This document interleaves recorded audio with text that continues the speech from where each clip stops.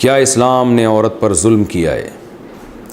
ہمارے معاشرے میں لڑکیوں کا رشتہ آ جاتا ہے، والدین شادی کر دیتے ہیں، پھر شوہر اپنی بیوی کے حقوق ادا نہیں کرتے، ساس وغیرہ کی طرف سے بھی ظلم زیادتی ہوتی ہے۔ ہمارے اسلام میں ظلم کے خلاف احتجاج کرنا ہے، لیکن ہمارے گھر والے پریشر کرتے ہیں کہ گھر بسا لو، وہ ذمہ داری اٹھانے کے لیے تیار نہیں ہوتے۔ پھر خودکشی بھی ہمارے اسلام میں حرام ہے، تو پھر لڑکی کیا کرے؟ اس مسئلے کا حل کیا ہوگا؟ بالکل صحیح کہا، ان خاتون نے نام نہیں لکھا، بالکل صحیح بات کی ہے۔ بعض دفعہ لڑکی رخصت ہو کے جب جاتی ہے تو سسرال میں واقعی ظلم ہوتا ہے، سب جگہ نہیں ہوتا لیکن بعض جگہ ہوتا ہے۔ پھر جب وہ لڑکیاں آ کے سسرال کے ظلم اور شوہر کے ظلم کی اپنے والدین سے شکایت کرتے ہیں تو والدین بس ان کا منہ بند کرا دیتے ہیں اور کہتے ہیں جو ہے جیسے ہے گزارا کرو۔ یہ بہت بے مروتی کی بات ہے۔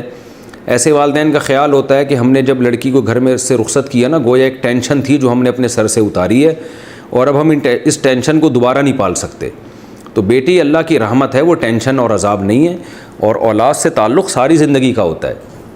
اگر آپ نے اس کو رخصت کر دیا تو اس نیت سے نہیں کہ ایک بوجھ ہم نے سر سے اٹھا رہا ہے، دفع کرو اس کو، یہاں سے چلی گئی، تو اس نیت سے آپ اس کو رخصت نہ کریں۔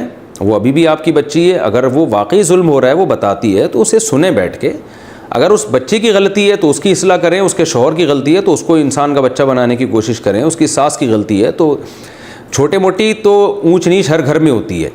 ایسا نہ ہو کہ جو بھی بتا رہی ہے آپ نے جا کے ساس سے اور شوہر سے اس کے لڑنا شروع کر دیا، اس سے تو معاملہ اور خراب ہوتا ہے۔ تو پہلے تو اس کو سمجھائیں بھائی چھوٹی موٹی اونچ نیچ ہر گھر میں ہوتی ہے، 100% درست کوئی بھی نہیں ہوتا، لیکن اگر واقعی ناقابل برداشت معاملہ ہو رہا ہے تو پھر بچی کا ساتھ دینا چاہیے۔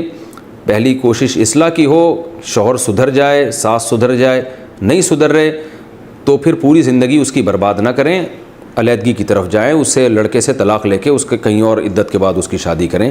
میں نے بہت گھر تباہ ہوتے ہوئے دیکھے ہیں، لڑکیاں نفسیاتی مریضہ بنتے ہوئے دیکھی ہیں، ساس کے ظلم کی وجہ سے، شوہر کے ظلم کی وجہ سے، نندوں کی وجہ سے وہ پاگل ہو گئی ہیں اور بالآخر نفسیاتی ہاسپٹل میں داخل ہوتی ہیں اور دماغی توازن کھو بیٹھتی ہیں۔ لیکن ماں باپ بس وہ ٹینشن جو ہے نا وہیں رہو، ہمارے پاس نہ ہو، بھائی بھی کہتے ہیں ہمارے پاس نہ ہو۔ یہ بہت بے شرمی کی بات ہے۔ آپ کا جو بلڈ ریلیشن ہے، جو خونی رشتہ ہے، وہ موت تک اللہ نے، بلکہ آخرت میں بھی وہ ہوگا، میدان حشر میں بھی ہوگا، تو اس کا ایسے لا تعلقی کا اظہار نہیں کرنا چاہیے۔ فیملی منصوبہ بندی اور اسلام۔ لیڈی ہیلتھ ورکر کی جاب کیسی ہے، جس میں منصوبہ بندی کے بارے میں خواتین کو آگاہی دینا بھی شامل ہوتا ہے۔ دیکھیں، جو فیملی پلاننگ چل رہی ہے نا ہمارے معاشرے میں، اس کا مقصد خواتین کی ہیلتھ نہیں ہے، اس کا مقصد ہماری نسل کو ختم کر کے برباد کرنا ہے۔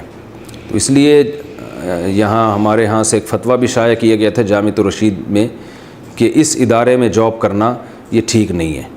البتہ ایسا اگر آپ کے ذمہ کام لگائے جس کا براہ راست نسل روکنا یا اس کی ترغیب دینے سے تعلق نہیں ہے، واقعی کوئی خاتون بیمار ہو گئی ہیں، ان کو حمل ضائع کرانے کی ضرورت ہے، وہ نہیں کیا تو وہ خاتون کی موت واقع ہو سکتی ہے، تو ایسے کاموں میں تعاون یہ جائز ہے، کیونکہ جو جائز کام ہے اس میں جاب بھی جائز ہے۔ لیکن پورے ادارے کا جو بیسک مقصد ہوتا ہے وہ یہ نہیں ہے، وہ اس کا بیسک مقصد نسل کو روکنا ہے۔ خواتین کو بار بار سمجھایا جا رہا ہوتا ہے، ان کو ترغیب دی جا رہی ہوتی ہے، 2 بچے ہو گئے، تیسرا نہیں ہونا چاہیے، تو یہ بیسک ہی اس کی غلط ہے۔ تو اس لیے اس ادارے میں خواتین کو جاب نہیں کرنی چاہیے، انسانیت کی خدمت کریں آپ۔ ہاں، کوئی لیڈی ڈاکٹر اگر کسی بچے کا جو 4 مہینے سے پہلے حمل گرائے یا اس کے بارے میں معلومات لے اور اس کی نیت یہ ہو کہ واقعی کسی عورت کو ضرورت ہو